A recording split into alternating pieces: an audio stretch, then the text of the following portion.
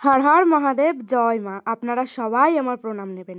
আগের ভিডিওতেই আপনারা দেখেছিলেন মা আর মায়ের দুই সখীর সাজসজ্জা, আর এই ভিডিওতে আপনারা দেখবেন আমাদের মহাদেবের সাজসজ্জা।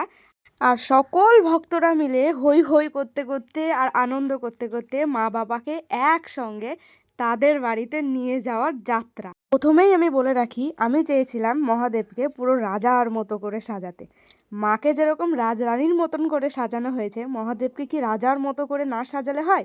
মহাদেবের এই ধুতি উত্তরীয় এগুলো সম্পূর্ণই আমাদের নিজেদের হাতে তৈরি। মহাদেবের এই হাতের, গলার এবং জটার মালা এগুলো সব কিছুই আমি আগের দিন রাত্রেবেলা রাত জেগে বসে বসে নিজের হাতে গেঁথে তৈরি করেছি। এই ফুলের মালা এটাও নিজেদের হাতে আমাদের গাঁথা। সমস্ত কিছুই মহাদেবের জন্য আমরা নিজের হাতে অনেক ভালোবেসে মনের আনন্দ থেকে তৈরি করার চেষ্টা করেছি। আর সমস্ত কিছু পরার পরও মহাদেবকেও দেখতে পুরো রাজার মতনই লাগছিল। আর রাজার থেকেও বড় কথা, ওনাকে দেখতে একজন বরের মতন লাগছে। মাথায় টোপরটা পরিয়ে দেওয়ার পর পুরো মনে হবে যে স্বয়ং মহাদেব বর বেশে সাজসজ্জিত হয়ে তিনি মহামায়াকে বিবাহ করতে যাচ্ছেন।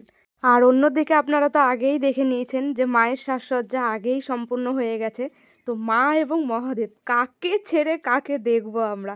দুজনকে দেখে চোখ পুরো জুড়িয়ে যাচ্ছে। আমরা তাড়াতাড়ি করে ওনাদেরকে ওখানে রেখে বাড়িতে চলে এসে কালাচাঁদকে তৈরি করছিলাম আমি।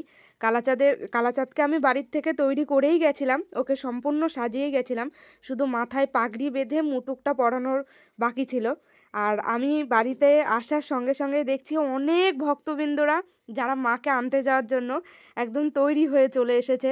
আর সমস্ত কিছু যোগাড়যন্ত্র সব হয়ে গেছে। তো তাড়াতাড়ি বাড়িতে এসে কালাচাঁদকে ভ্যানের উপর বসিয়ে সুন্দর করে সাজিয়ে মাথায় মুটুক পরিয়ে সবাই মিলে একসঙ্গে চললাম মাকে আনতে। পাড়ার সবার কথা মতো মাকে আনতে যাওয়ার সময় ডিজের ব্যবস্থা করা হয়েছিল। আর ডিজে গানের তালে তালে পাড়ার সবাই মিলে, এমনকি প্রত্যেকটা ভক্তবৃন্দরা যা নাচানাচি আর যা আনন্দ করতে করতে মাকে আনতে গেছিল, যে কি বলবো। ভিডিও এডিট করতে বসেই আমার মাথা খারাপ হয়ে যাচ্ছে যে কোন সিনটা কেটে আমি কোন সিনটা দেব। আমি কাশি থেকে বাড়ি আসার পর আমাকে পাড়ার অনেকেই বলেছিল যে তুই এত সুন্দরভাবে মহাদেবকে প্রতিষ্ঠা করে নিয়ে এসেছিস, মহাদেব আর মায়ের পুজোয় আমরা কিন্তু সবাই ভীষণ আনন্দ করব। আর তার জন্য কিন্তু আমরা কিছুই চাই না, কিন্তু মাকে আনতে যাওয়ার সময় ডিজের ব্যবস্থা চাই চাই। আর সেই মতনই সমস্ত আয়োজন করা হয়েছিল।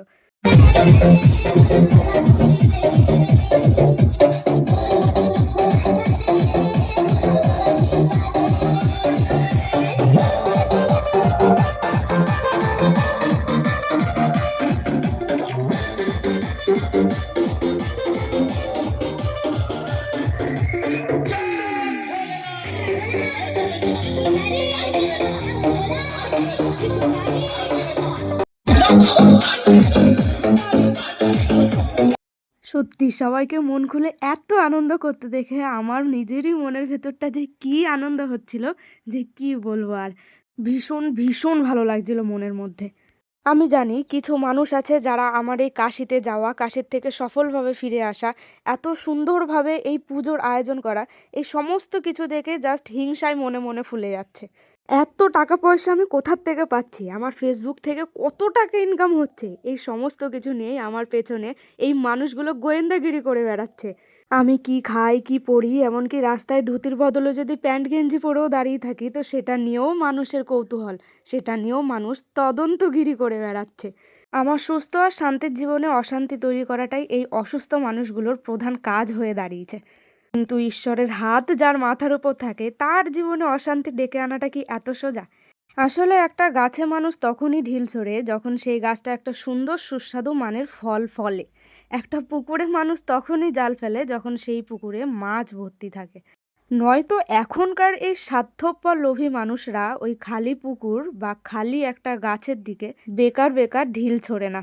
তো এই বেকার মানুষগুলো যারা নিজেরাই নিজেদেরকে এতটা বেকার মনে করে, যে এই মানুষগুলোই, আমি তাদের থেকে বয়সে এত ছোট হওয়ার পরেও আমার মাথায় আশীর্বাদের হাত রেখে আমাকে উৎসাহিত না করে তারা নিজেদেরকে এতটাই হিংসাত্মক বানাচ্ছে যে তারা ভুলেই যাচ্ছে যে তারা আমার পেছনে কি কি কাজ করে বেড়াচ্ছে।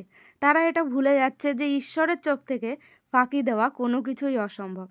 আমার যে জীবন নিয়ে তারা এত সমালোচনা, এত ভুল ধরাধরি করছে, আমার সেই জীবনে যদি আমি নিজে কোনো ভুল না করে থাকি, তাহলে আমার জীবনে এত খোঁচাখুচি আর এত সমালোচনা করার ফলও ঈশ্বর তাদের অবশ্যই দেবে। তবে আমি মন থেকে ঈশ্বরের কাছে প্রার্থনা করব যে, ঈশ্বর তুমি এই অসুস্থ মানুষগুলোকে সুস্থ করে এদের শুভ বুদ্ধি দাও মাথায়। দেখো, একটা জিনিস আমি মন থেকে মানি যে, যে আমাকে নিয়ে যতই সমালোচনা করুক, আমি যদি আমার পথে ঠিক থাকি, আমার রাস্তায় যদি ঠিক থাকি, তাহলে ঈশ্বর সর্বদাই আমার সঙ্গে থাকবে। আর আমি জানি ঈশ্বরের হাত আমার মাথার উপর আছে। সেই জন্যই তো এত সুন্দরভাবে, এত আনন্দ হই হুল্লোড় করতে করতে মহাদেব মাকে আমার বাড়িতে নিয়ে গিয়ে সুন্দরভাবে পুজো করতে পেরেছি, তাই না? এনাদের কৃপা ছাড়া কি জীবনে কোনো কিছু সম্ভব নাকি?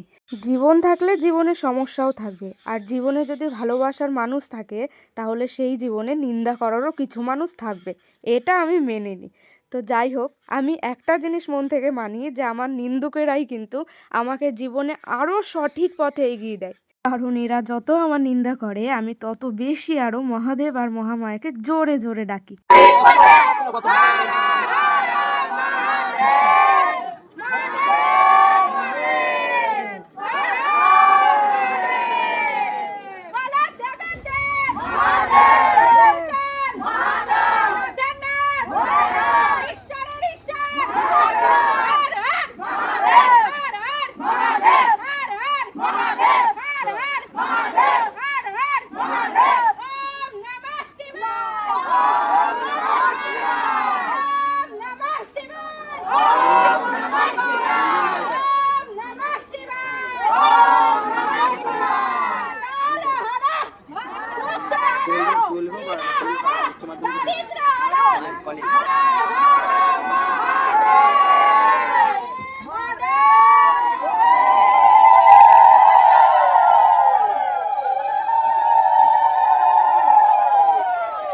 মহাদেবের নাম যেখানে, কোনো নিন্দুকের নিন্দা পাত্তা পায় না সেখানে। হর হর মহাদেব। যে যাই করুক আর যাই বলুক না কেন, আমি তো এইভাবেই আমার জীবনের পথে এগাবো।